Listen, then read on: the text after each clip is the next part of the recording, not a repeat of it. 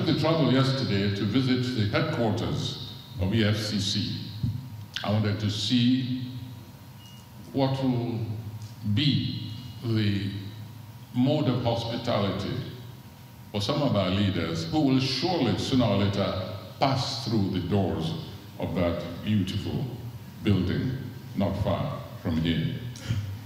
I think until, I'm not a vengeful person, but I think until we make sure that some of our leaders pass through those doors, the struggle against corruption in this country will not be won, will not be over. And so I spoke to Magu. I said, I want to see where's the presidential wing in this place. I said, I'm a human rights person. I want to make sure that you treat them right when they come here. And he said, sorry, it's an egalitarian institution. And I said, okay, I'll take that message back to them. And they should get ready to go down a little bit in status when the time comes and justice catches up with them.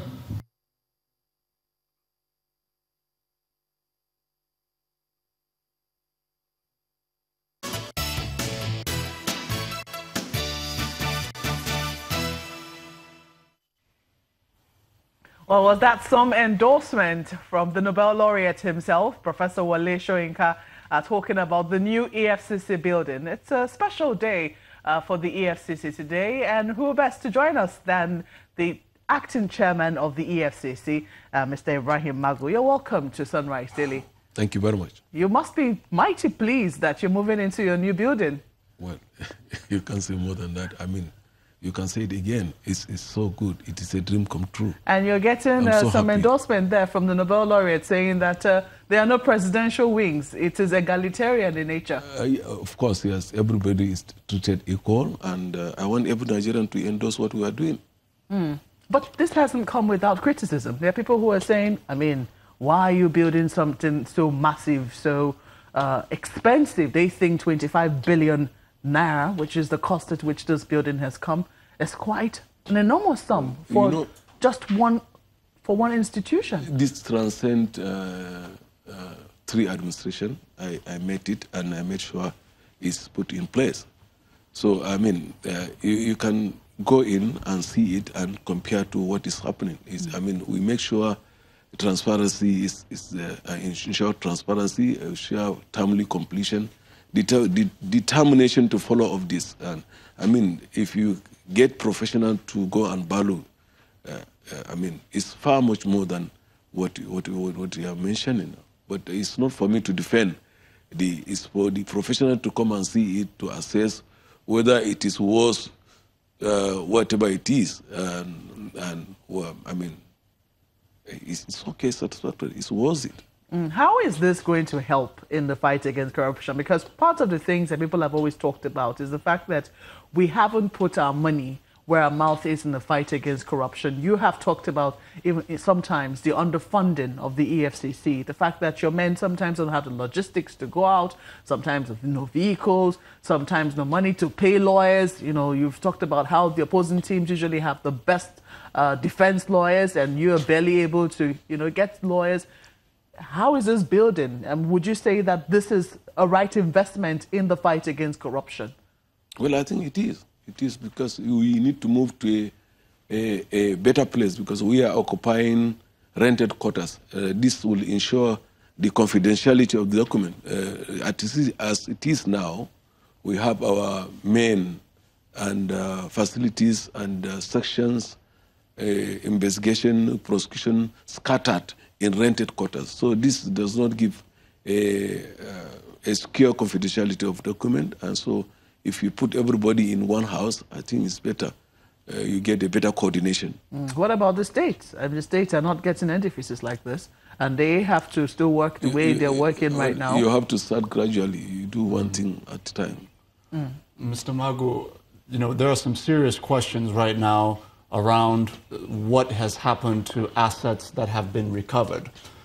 In early February, you told Nigerians that in 2017, 511 billion naira had been recovered.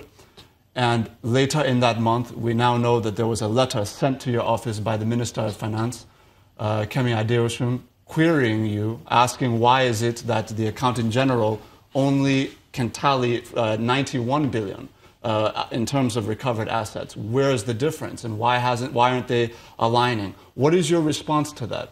No, well, I'm not supposed to have discussed this on the, on the media, but since you've asked, I will tell you. You see, there is a need for classification. It's not everything that I mentioned there. The 500 and something billion naira is available as a internally generated revenue. You know, there are interventions with it. Like, for instance, there was intervention, the EFCC intervened with the NNPC. We work with the NNPC, we collocated with the NNPC in trying to recover what the marketers owe in them. And we realized about over 300 and something billion naira. It's real.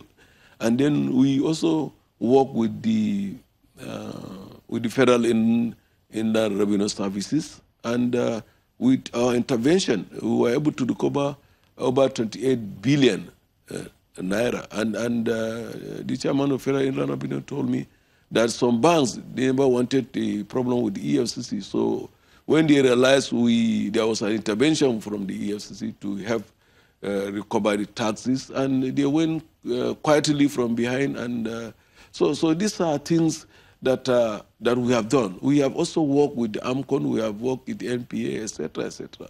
So such recoveries will have to go some internal processes before it is made available as an internal revenue to federal government. Because I believe the question that arises from that explanation is if we know that, I don't know that people are questioning the veracity of the recoveries. I think what they're questioning is how are they now expended, how are they now applied moving forward, because we're borrowing money to fund our budgets. There are questions around why this money isn't clearly accounted for.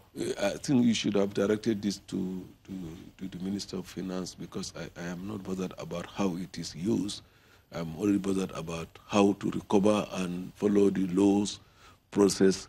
You know, some of the recoveries you cannot use them immediately because they have to go the process of court. Some of them are litigation. Some of them, the prosecution must be completed, and the court will now dictate. The court will now give judgment how you go about using this money. So it's not every money that is recovered. No, I think the question is more about, sorry to interrupt you, sir, but it's more about accountability. You know, whether or not we're able to keep account. I mean, there have been accusations, I'm sure you saw them before now, about EFCC officials pilfering again things that have been recovered from suspects. No, at all. It's just a distraction. The accusation was a distraction? Yes, nobody can prove that. Yes. Are you saying that it never happened yes, in the EFCC? It has never happened in the EFCC? Yes, of that course. Items that are recovered by EFCC officials are taken again because nobody is able to keep account of what is going on? I'm not aware of this at all.